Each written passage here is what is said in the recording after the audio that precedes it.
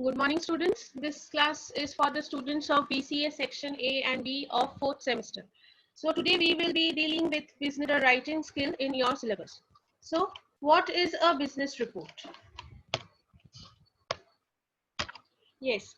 So do you remember when you were in school, you used to write some reports, like somewhere some accident has happened, how many are dead, how many are injured. Do you remember? So those were newspaper reports. Okay. But now today we will be dealing with a business report. What is a business report?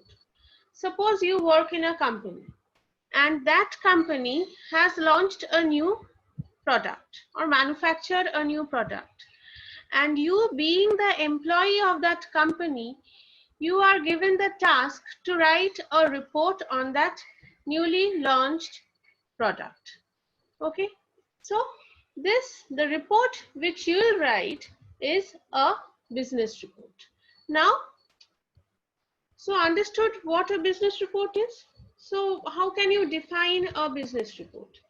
Like, it can be defined as an organized statement of facts related to a particular subject and prepared after an investigation is made and presented to the interested person. The interested person may be your boss or your senior or any of your colleagues. Okay, so report can be oral or written, and in most of the cases it is written. So a report is a description of an event, and it is for whom? It is for someone who was not present on that particular scene. Okay, so a report is usually a piece of factual writings. It is full of facts, okay, based on evidence, and it contains information on a particular topic or a particular issue. Understood what a business report is? Now, how to write a business report? So for writing a business report also, there is a particular format. When you write a business report, remember you have to write each part in separate A4 size pages. Okay, it is not that you'll write everything on a single page. A part for a single page. Okay, so what is the first part? The first part or the first page is the title page. Okay, so it is the first page of the report, and try to find a title that clearly describes the work you have done. It is important to have a well formatted title page that clearly represents what your report is about. So this page should include information which are necessary for your reader. Okay, and this page should also include what? Mandatorily at first the title, then who has written the report, like by, then the name of the person, after the name of the person, the designation of that person, after that the company in which he or she works, and lastly the date of publication or the date in which the report will be submitted.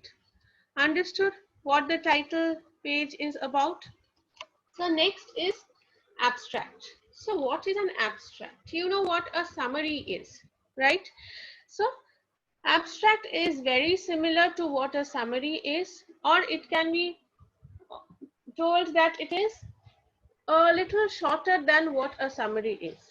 Okay, so abstract is the whole summary of the report, and it is also sometimes called the executive summary, and it is written just after the title page, just at the beginning of the report almost. And as it is a summary of the whole report, so it is the last thing that we write. But remember, we write it in the second page. So whenever you are writing a business report, always leave the second page and write the report. Then as you complete writing the whole business report, then only you can write about the abstract. But it should be written on the second page. Understood what abstract is? So next is acknowledgement. What is acknowledgement? Acknowledgement is thanking people or showing your gratitude towards people who have helped you in this process of writing this technical report. So, what is it about? Thanking those people who have served you in creating the report. And this is why acknowledgement is sometimes called etiquette of thinking. Okay. And this is an expression of attitude to those who have presented the writer, or if you the writer, their support and help, as well as gave some assistance and recommendation of major importance. So what do we write in an acknowledgement? Like we write like this, like I would like to express the deepest appreciation to my senior who has continuously and convincingly conveyed a positive spirit in regard to this project. Furthermore, I would also like to thank my committee members for extending their cooperation and support towards completion of this project. So understood? I just gave you a sample of how to write the acknowledgement. Now it is up to you how will you write the acknowledgement, but always remember to thank the people who have contributed in completing this project or in completing this report. Okay, so next page which you'll write is the copyright notice. Okay, I'm sure you have heard of this word, copyright notice. Haven't you seen in places written all rights reserved? You have seen, right? So what is it? So copyright law is meant to prevent the copying of content and physical material. It does not deal with the reproduction of ideas by the act in the form where the original ideas are expressed. Okay, so it only protects music, art, literary and dramatic content, and also films, broadcasts. Understood? So copyright law is not concerned with preventing of copying of physical material. It is not concerned with the reproduction of ideas, but with the reproduction of the form in which the ideas are expressed. Okay, so ideas can be repeated, but the way should be different. Understood? So therefore it provides limited protection, and this copyright symbol, this C symbol, can be used as long as the content truly is your own. It should not be copied. If only it is your own written, then only you can use this C sign or the C symbol. So what do we write in copyright notice? Whatever the topic of your report is, the copyright notice remains the same. Okay, so what should you write? You should write all rights reserved. No part of the report may be reproduced in any form without permission in written from the publisher. So understood what is copyright notice? So going to the next page. The next page is the table of contents. You have seen contents in your books, right? What are contents about? It contains a list of things which are written later on in that book with their corresponding page numbers, right? So in case of business report also it is the same. It is either called table of contents or it is called list of contents. So a table of contents, usually headed as only contents, is a list usually found on a page before the start of a written work. Okay, and using this table of contents in your report makes it easier for the reader to navigate. Okay, it will be easier for the reader to understand where he will find which things. Okay, so there should be few headings marked as 1, 2, 3, 4, and under them there should be some subsections like 1.1, 1.2 or 2.1, 2.2. And it is basically the roadmap to each portion of your report. Understood what contents are? So then comes the introduction. So what is introduction? Introduction to the technical report lays out the main problems or issue your report is addressing and how you are dealing with those issues.